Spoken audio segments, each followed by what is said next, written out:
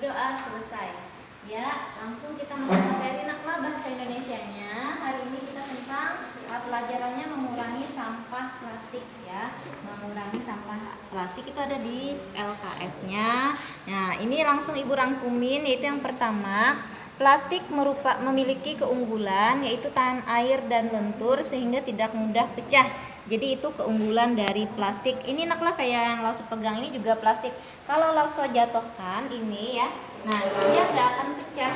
Tapi kalau misalnya benda lain misalnya gelas kaca, kalau Lauso jatuhkan maka itu akan pecah.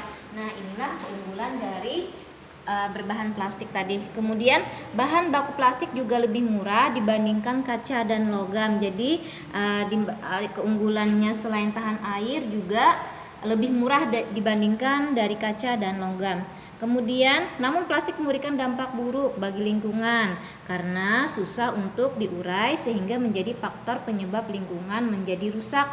Nah, jadi diurai itu kayak artinya dia itu susah untuk hancur. Makanya dia menjadi penyebab lingkungan menjadi rusak. Kemudian kita dapat mengurangi jumlah sampah plastik dengan berbagai cara. Misalnya mengurangi, menggunakan kembali dan mendaur ulang.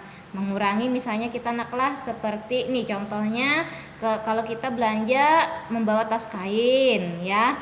Kemudian kalau menggunakan kembali ini misalnya plastik yang kemarin masih ada dibawa lagi digunakan kembali. Nah itu menggunakan kembali. Kalau didaur ulang tuh naklah dibikin kembali yang plastik itu dibuat yang baru lagi. Kemudian kegiatan daur ulang dapat dilakukan dengan mengolah kembali plastik menjadi baru sehingga dapat digunakan kembali. Nah ini yang kata Lauso tadi mendaur ulang, dia dibikin kembali. Seperti kayak misalnya di pemulung itu dia ngumpulin sampah, nah kemudian dia bawa kembali ke pabriknya sehingga dibuatlah menjadi yang baru. Kemudian benda dari kaca memiliki sifat kedap air dan tembus cahaya, contohnya cermin dan gelas. Tapi ini tadi kelemahannya adalah mudah pecah. Benda dari logam merupakan bahan yang kuat dan kokoh. Logam dapat menghantarkan listrik dan tidak tembus cahaya.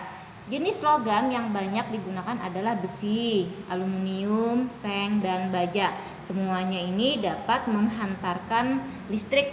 Jadi kalau misalnya ada listrik yang terbuka, kalian jangan nyentuh ini karena dia akan menyerap, atau kita itu kalau misalnya terpegang menjadi menjadi badan kita tuh kayak diisapnya, darahnya itu jadi kayak getar-getar gitu.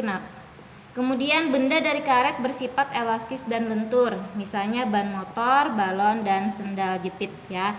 Jadi kalau benda itu yang Lauso jelaskan ini ada 3. Yang pertama tadi dari plastik, yang kedua dari kaca, yang kedua dari dari logam, kemudian dari kaca juga, dan dari karet. Jadi ada 4 naklah. Kalau plastik keunggulannya itu mudah dibawa, mudah didapatkan, lebih murah, tapi sulit untuk diurai karena inilah dia dapat merusak lingkungan. Kalau kaca itu tadi dan logam mudah pecah, agak sulit dicari, tapi lebih bagus ya.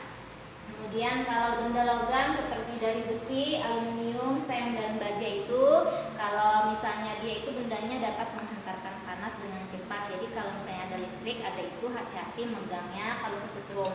Kemudian kalau benda karet, nah itu benda karet itu dia tidak ada panas menghantarkan listriknya ya. Jadi benda karet ini pun juga elastis lentur, artinya kalau misalnya terkena api pun dia bisa meleleh. Nah, kira-kira materi Lauso hari ini hanya ini untuk pelajaran tentang mengurangi sampah plastik ya. Mudah-mudahan ada manfaatnya untuk tugas nanti selanjutnya Lauso kirim ya. Dadah.